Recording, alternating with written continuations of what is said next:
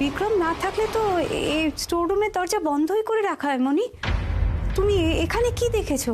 না না, আমি নিজের চোখে দেখেছি, তালাটা খোলা ছিল। নিজের চোখে দেখেছি। এত ভুল কি করে হবে বলো তো? এত ভুল হওয়া সম্ভব না। আমি নিজে দেখলাম বাস্কেটবল ট্রফিটা, স্নোবল আমি দেখেছি। আমি দেখেছি। এত ভুল কি করে হবে? মনি, মনি, আমার মনে হয় কি তুমি না ভীষণ ক্লান্ত, তোমার একটু রেস্টের দরকার। সুলেখা, তুমি বরং মনিকে নিয়ে একটু ঘরে যাও। ম্যাডাম আসুন, এখান থেকে চলুন। ম্যাডাম আসুন, আসুন, এখান থেকে চলুন। আসুন। এতটা ভুল কি করে? রেস্ট নাও। এত ভুল তো হতে পারে না। আমি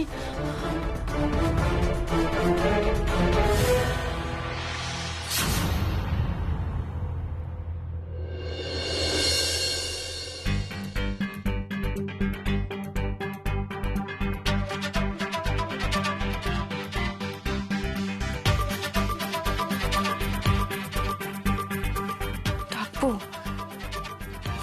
না, থাক। কিন্তু আন্টি যে বলল একবার ডেকেই দেখি।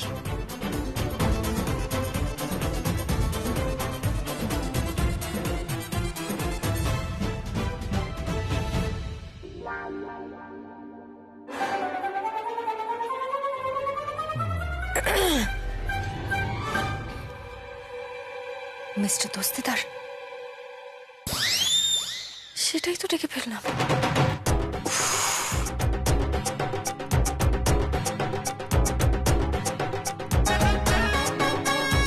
বিক্রম বাবু,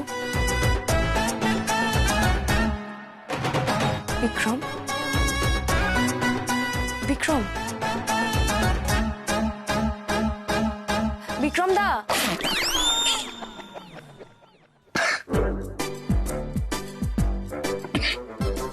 কি হলো? এত ভাবনা চিন্তা করে, এত পায়চারি করে শেষ পর্যন্ত বিক্রম দা? আসলে কি বলুন তো, আমি না, মানে আন্টি আমাকে বলেছে যে বিয়ের পর মিস্টার দস্তিদার না বলতে। তাতে অত চিন্তার কি আছে? না, তুমি তো আমাকে ডাকোই জল্লাদ দস্তিদার বলে। যাক, শোধবোধ হয়ে গেল। আমি একবার, তুমি একবার। যেটা বলছিলাম, তুমি বরং আমাকে মিস্টার দস্তিদারই ডাকো। হ্যাঁ, বিক্রম দাঁত থেকে তো অনেক বেটার।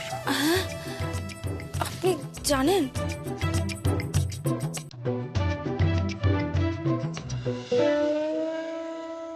আমি সব জানি।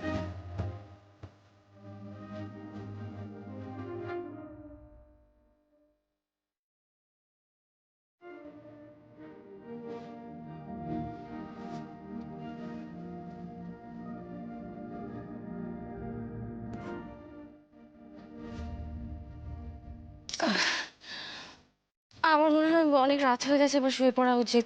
আর এইসব ভেবে লাভ নেই, আপনাকে আমি মিস্টার দস্তিদার করেই ডাকবো।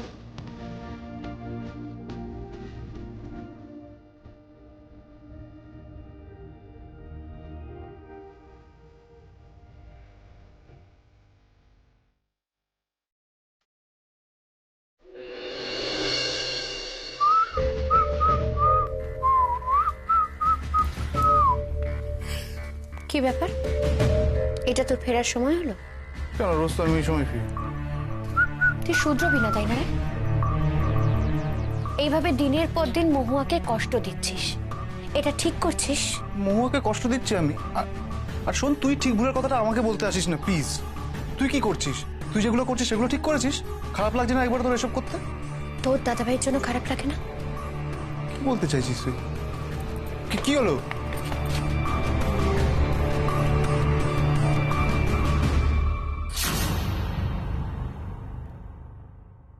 দিদিভাই বিশ্বকে কি বলছে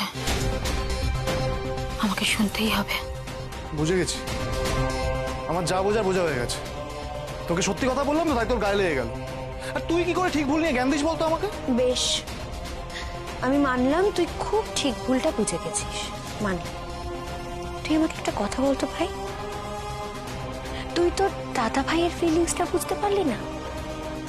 আমরা তো ছোটবেলা থেকে একসঙ্গে বড় হয়েছি, আমরা একে অপরের প্রত্যেকটা ফিলিংস সম্বন্ধে জানি। সব থেকে বেশি তো তুই জিনি করতি, আর এখন অনামিকা এই বাড়িতে আসার পর তুই সবটা ভুলে গিয়ে বৌদি বৌদি করে লাফিয়ে বেড়াচ্ছিস। জিনিকে একদম ভুলে গেলি? তো কি করবো? জিনি যা যা করেছে তারপর জিনির নাম জপ করবো আমি? হ্যাঁ শোন দিদি, জিনি সবকিছুর মূলে, সবটা নষ্ট করেছে ও। ছোটদার কথা তুই ভুলে গেলি? ছোটদার সাথে কি করেছে ও? ঠকিয়েছে ছোটদাকে, ইমোশন নিয়ে খেলেছে ও।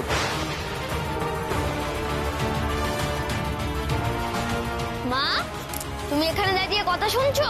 Bad manners.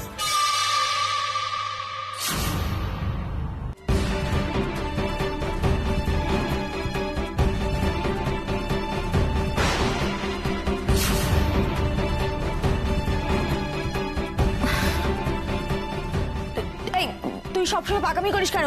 যা ঘরে যা। ওকে পোকে কি হবে মহুয়া? তোর তো এখন নতুন নতুন গোয়েন্দাগিরি করার নেশা হয়েছে, তাই না? ওর কি দোষ?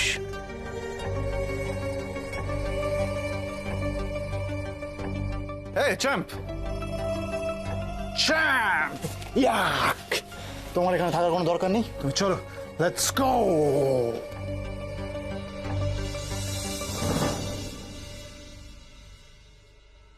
দিদি ভাই প্লিজ, তুমি আমাকে ভুল বোঝো না। আমি তোমাকে ধরবো বলে বা ছোট করব বলে কিছু করিনি। আমি জানি আমার তোর উপরে কোনো রাগ নেই।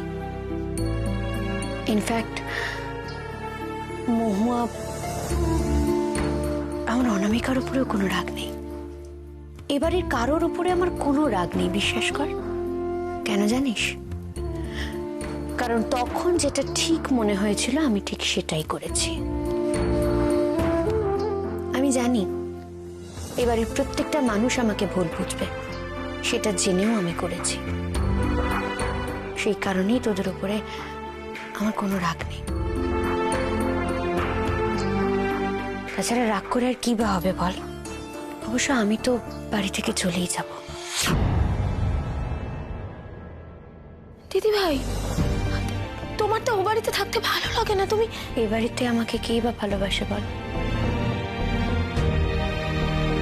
কেউ না। তাই এই বাড়িতে থাকারও কোনো কারণ নেই।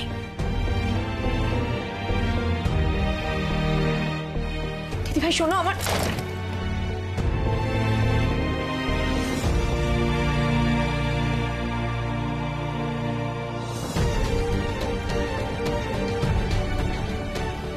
না, অনামিকা ফিরলে ওকে বলতে হবে। দিদিভাইকে এভাবে কষ্ট পেয়ে বাড়ি থেকে চলে যেতে দেওয়া যাবে না, কিছুতেই না।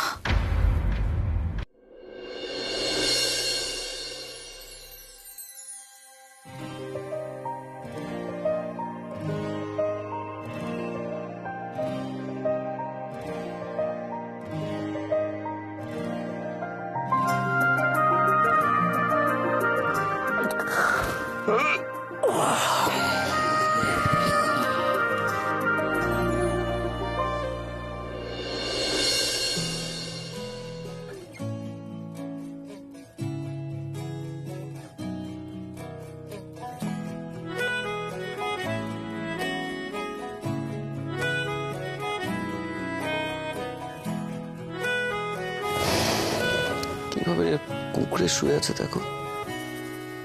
তাকে অল্প কাছে ডাকছি আর আগলে আগলে রাখছি, তবু আমার লাগবে না।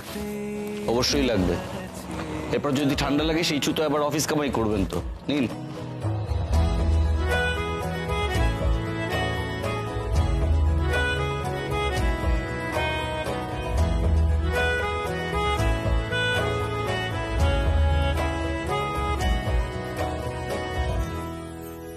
তাকে আলতো গায়ে মাখছি আর আঁকড়ে মুঠোয় ঢাকছি, তবু মুঠো আলগা রাখছি আবার।